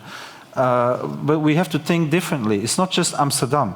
No, of course. It's cities like Amsterdam coalescing together, creating a commons to change society. Clear. And it's transnational. We do not necessarily always have to use a nation state to operate, at a higher level. Thanks. Yeah. What were your thoughts in the discussion we had? I'm trying to wrap up since more than 1 hour, because it's not that easy to. But I have made some. You actually made a drawing. Yes, a full circle. Become full circle. Yeah. A circular discussion. The first thing I learned that participatory budget is not necessarily a way to democratizing the economy, although there can be some linkages. A second question that came up, should an assembly decide about money or about laws? This makes a huge difference. And maybe decision about money is the first step, and decisions about laws is the second step. I pick up again the public procurement argument. Why? Because the Netherlands is world champion in public procurement as proportion of GDP. It's about 22% of GDP. This is the global record. Really? Yes. And Germany is 15%, and the United States is 9.6%. How is that possible? Well, why are we the champion in procurement? Because you obviously have a stronger government, stronger welfare state, and a more democratic economy than other countries. It's a good indicator for that. But these 22%, I would assume that they are spent randomly to non-sustainable, sustainable, and neutral. Sure. And a decision on a law could be that these 22% of the economy have to be 100% sustainable, climate-friendly, and ethical. And this is a decision about law and not about money. Yeah. From that decision on a law, we could reshape capitalism. Some of our proposals, which I did not mention in the introduction, is that we propose a maximum size for companies, a global fusion control, the compulsory common good balance sheet, which decides how big a company can grow. The common good balance sheet also evaluates the degree of democracy, of internal democracy of an organization, and of transparency. Yes. And in the long run, the license for operation will depend on a minimum degree of democracy. And coming to full circle, maybe, I'm envisioning for the future having free accessible internet for all of us in a different way than today. We will have our democratic accounts. And in the democratic account, we will have first the information of which decisions are on the agenda on the local level, on the regional, national, European, and global level. And in the future, we will have three choices. Do I want to be informed about these decisions? Do we want to be listened? 4 choices. Do we want to have a vote? Or can I initiate a decision on any policy field and on any label? And maybe then, very probably, some citizens would initiate an internet platform for Europe, which is a combination of Facebook and Amazon and Google and some others, but looking at the basic needs of the people. This will be a peer-to-peer public common, without advertising, with data protection, with everything what we need, and it would be an alternative to the global. Actually, there are monopolists. They're not oligopolists. There are monopolists, which, according to the textbooks, should by definition be public. Yes. This is my circle. Perfect. And maybe such an democratic internet account for everybody could be one of the uses of the money of the participatory budget of Amsterdam. Yeah, the last 2 minutes, because thank you so much for that, for this reflection, is the city of Amsterdam is actually trying to do something about with all these notions in their donut economy approach, right? So they are now thinking about how the economy of the Amsterdam can actually fit into the donut. That was one of your many alternatives of dealing with the economy. And of course there's the C40, a network of 40 progressive cities who are actually trying to fit into the donut. So they could be the first one to initiate a platform. Oh, there it is. A platform of which all these different services in the city are actually in a commons organized. So that is something I thought was interesting in combining, because the city of Amsterdam is not only doing the democratization, but also is trying to get within that donut with their economic policy. So that is probably a bridge we should make between this evening and that. Can I say something, or because if we only 2 minutes, I want to make sure I can say something more. After World War I and II, we created the welfare state, right? Yeah. And this was basically a social contract between capital and labor, but it was done at the cost of basically nature and the global South. And so I think that now we are in transition to something new, and really what we need to do now is a compact with nature. We have to recognize our interdependency between other species and make sure that we don't destroy the planet. And one of the ways to think about this is think about it as a commons, right? So there's this fantastic project that I really also think is very good. It's called the Global Thresholds and Allocations Council. And this is an experimental and funded project where a group of scientists are making tables of the resources and their biocircularity. And basically, at some point, we will need to say, and this is why this is the first step is Kate Raworth's work, is to say, well, you know, as humanity, we have to stay within these boundaries. We have to stay between these boundaries, and we need an institution and an accounting system that actually doesn't Stop financialize. Amsterdam. This is enough. You have to now close all your factories because you have now used all your budget in, I don't know, nitrogen. Then they will calculate their budget exactly differently because you can make it biodegradable. We can make biodegradable buses and cars where the same matter is used more often than it is now. And they will combine the financial with the ecological budget very naturally. The donut here is a step in between the concept of planetary boundaries, which comes from the Stockholm Resilience Center. Kate put the donut on that, and on the donut I developed the idea of ecological human rights, which is the ecological limit is the gift of Mother Earth to mankind, and we could distribute it equitatively among 8 billion every human persons. And there was the best moment of the debate today in the Royal Academy was that an economist would give us the choice: do you want to consume more or less? Well, and then, of course, 90% of the citizens would opt for consuming more rather than less. But I think this is a question that could only come out of the way of thinking like an economist. And the question that I would, it's the same question, but I would frame the same question differently. Do you want to inherit your children and grandchildren an unlivable planet? And the same rights and liberties that you enjoy. And then we would have automatically limit our ecological budgets, and this is the basis for the idea of ecological human rights. And there could be a voting on that. And the point is, whereas governments and parliaments are not at all ready to take these very radical decisions, but the citizens' councils on climate change that are now starting in France, Spain, and Germany, they show that the citizens are by far more ready and radical than their government and parliament. That's public research in the Netherlands shows the same. So this gives me hope that if we one day come from the participatory budget to these democratic assemblies on fundamental decisions, not only of economic but also of economic policy, maybe we will make a decisive step towards sustainability and implementing the donut. Can I say one more thing?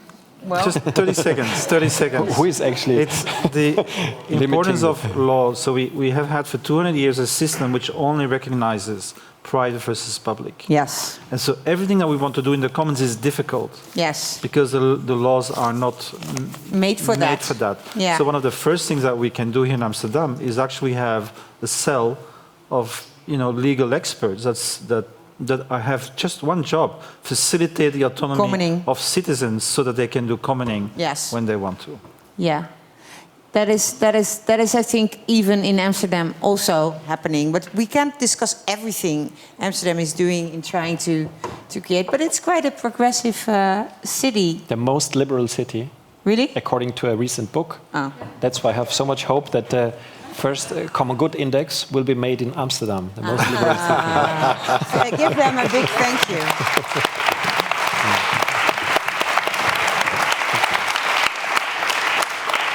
Ja, en dan wil ik nog, daarna I want to give you nog één dat er binnenkort een avond is, namelijk de 20e. geloof ik, 22e, wat moet ik allemaal zeggen, jongens? Jeetje. 12 maart, dan gentrification, kan het ook beter. 26 maart, het Stadmakersfonds, waar Charlotte over had. En op 22 april, op duurzaam welvaart verdienen. Maar dat gaan we helemaal in Groningen doen. Het pakhuis gaat samen met de ZER het land in. Dus mocht u met mij samen naar Groningen willen, let me know. Ik dank u allemaal voor uw komst. I thank you so much for being here, attending this meeting. And hopefully we have a third round actually at the bar downstairs. Thank you so much.